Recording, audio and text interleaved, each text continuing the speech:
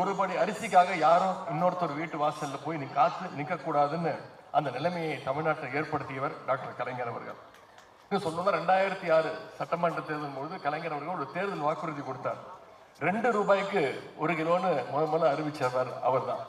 அந்த காலத்தில் மக்கள்கிட்ட மிகப்பெரிய ஒரு வரவேற்பை பெற்றுச்சு. ஏன்னா அந்த காலத்தில் பல குடும்பங்களுக்கு அரிசி சோறுங்கிறது மிகப்பெரிய ஒரு கனவாக இருந்துச்சு. அந்த கனவை நினைவாக்கியவர் டாக்டர் கலைஞர் அவர்கள். பின்னாடி அந்த 2 ரூபாயை 1 ரூபாயாவும் அவர் குறைச்சாரு. அதோட அடுத்த கட்டமாக தான் இன்னைக்கு விலையில்லா அரிசியும் வந்திருக்கு. மக்களுடைய அடிப்படை தேவையா இருந்த அரிசி பிரச்சனையை போக்கியவர் டாக்டர் கலைஞர் அவர்கள். எனவே அந்த வகையில விவசாயிகள் உரிமைக்கான இந்த படம் நிச்சயம் வெல்லும் அப்படின்ற அந்த நம்பிக்கை எனக்கு இருக்கின்றது. இன்றைக்கு நம்முடைய அண்ணன் முத்தரசன் அவர்கள் நடித்துள்ள திரைப்படத்தினுடைய ட்ரெய்லர் லான்ச் நிகழ்ச்சி, ஆடியோ லான்ச் நிகழ்ச்சியில் கலந்து கொண்டு உங்களை எல்லாம் சந்திப்பதில் மிகுந்த மகிழ்ச்சி அடைகின்றேன்.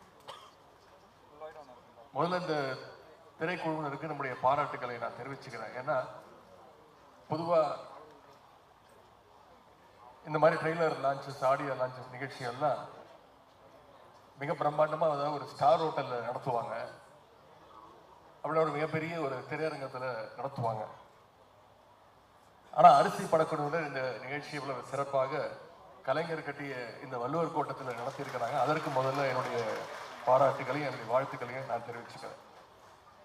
என்னோட அமைச்சராக நான் பொறுப்பேற்று இங்கே இருக்கக்கூடிய பல பேருக்கு தெரியும், பத்திரிகைக்காரர்களுக்கு நல்லா தெரியும், கடந்த 4 வருடங்களாக திரைத்துறை சம்பந்தமாக எந்த நிகழ்ச்சியிலும் கலந்து கொண்டதே கிடையாது. யார் எந்த நிகழ்ச்சி அழைச்சாலும் சொல்லிடுவேன், இல்லைங்க நான் கலந்துக்கிறது கிடையாது அப்படின்னு சொல்லிடுவேன். ஆனால் அண்ணன் முத்தரசன் அவர்கள் அழைக்கும் போது என்னால் அதை தட்டி கழிக்க முடியல. நீங்கள் தேதியை சொல்லுங்கன்னு நான் வந்துடுறேன் அப்படின்னு. அப்புறம் நேரம் கேட்டார். நான் சொன்ன நேரத்தையும் நீங்களே சொல்லுங்கண்ணே, நான் நிச்சயம் வந்துடுறேன் அப்படின்னு அவரால் அழைக்கப்பட்டு இழுத்து வரப்பட்டு இந்த நிகழ்ச்சிக்கு நான் வந்திருக்கின்றேன். நேற்றைக்கு அரசு நிகழ்ச்சி நடந்தது. தமிழ்நாடு அரசு சார்பாக திரைப்பட விருதுகள் பல வருடங்களாக கொடுக்காம இருந்து, சென்ற அதிமுக ஆட்சியில் 10 வருடங்கள் கொடுக்கப்படாமல் நம்முடைய முதலமைச்சருக்காக ஒரு குழு அமைச்சு 2015 2022 ஆண்டு வரைக்கும் திரைப்பட விருதுகளை நான் கொடுப்பதற்கான அந்த வாய்ப்பு கிடைச்சது. நான் திரைத்துறையிலிருந்து வெளியில் வந்து இன்னைக்கு மக்கள் பணி ஆற்றிக்கொண்டிருக்கின்றேன். ஆனால் இன்னைக்கு நம்முடைய அண்ணன் இந்திய கம்யூனிஸ்ட் கட்சியினுடைய மூத்த தலைவர் அண்ணன் முத்தரசன் அவர்கள் இன்னைக்கு மக்கள் பணியிலிருந்து சினிமாவுக்கு என்ட்ரி கொடுத்திருக்கிறார். சினிமா துறைக்கு வந்திருந்தாலும் இந்த படம் எவ்வளவு பெரிய வெற்றியை பெற்றாலும் நிச்சயம் மக்கள் பணிதான் அவருக்கு முதல்ல இம்பார்ட்டன்ஸ் கொடுப்பாரு. அதுல யாருக்கும் எந்த சந்தேகமும் வேண்டாம்.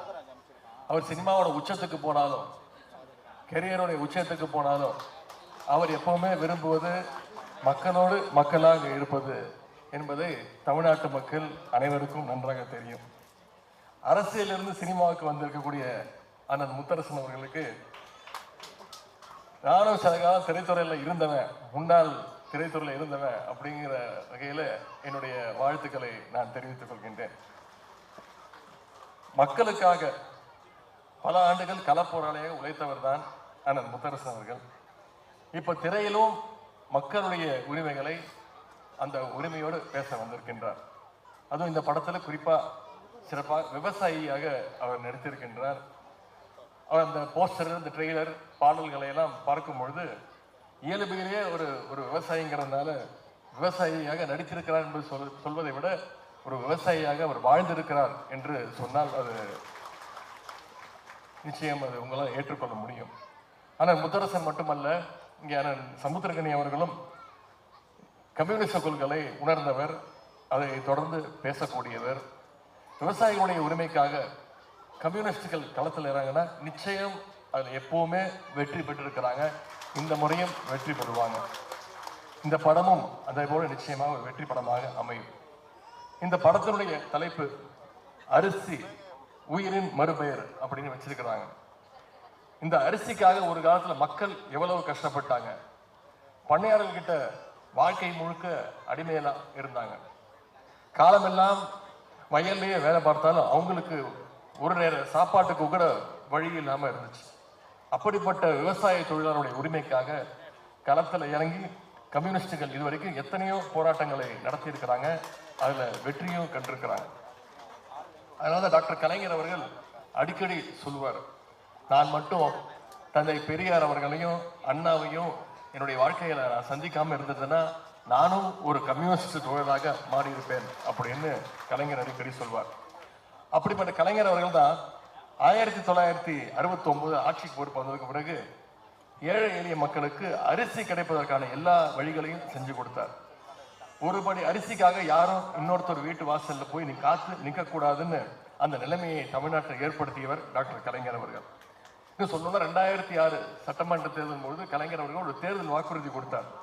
2 ரூபாய்க்கு 1 கிலோன்னு முதல்ல அறிவிச்சவர் அவர் தான். அந்த காலத்தில் மக்கள்கிட்ட மிகப்பெரிய ஒரு வரவேற்பை பெற்றுச்சு. ஏன்னா அந்த காலத்துல பல குடும்பங்களுக்கு அரிசி சோறுங்கிறது மிகப்பெரிய ஒரு கனவாக இருந்துச்சு. அந்த கனவை நினைவாக்கியவர் டாக்டர் கலைஞர் அவர்கள். பின்னாடி அந்த 2 ரூபாயை 1 ரூபாயாவும் அவர் குறைச்சாரு. அதோட அடுத்த கட்டமாக தான் இன்னைக்கு விலையில்லா அரிசியும் வந்திருக்கு. மக்களுடைய அடிப்படை தேவையா இருந்த அரிசி பிரச்சனையை போக்கியவர் டாக்டர் கலைஞர் அவர்கள். எனவே அந்த வகையில விவசாயிகள் உரிமைக்கான இந்த படம் நிச்சயம் வெல்லும் அப்படின்ற அந்த நம்பிக்கை எனக்கு இருக்கின்றது. அண்ணன் முத்தரசன் அவருடைய அரசியல் களப்பணியும் அதே போல கலைப்பணியும் மேன்மேலும் சிறக்கட்டும்னு உங்க அனைவரும் சார்பாக நான் வாழ்த்துகின்றேன்.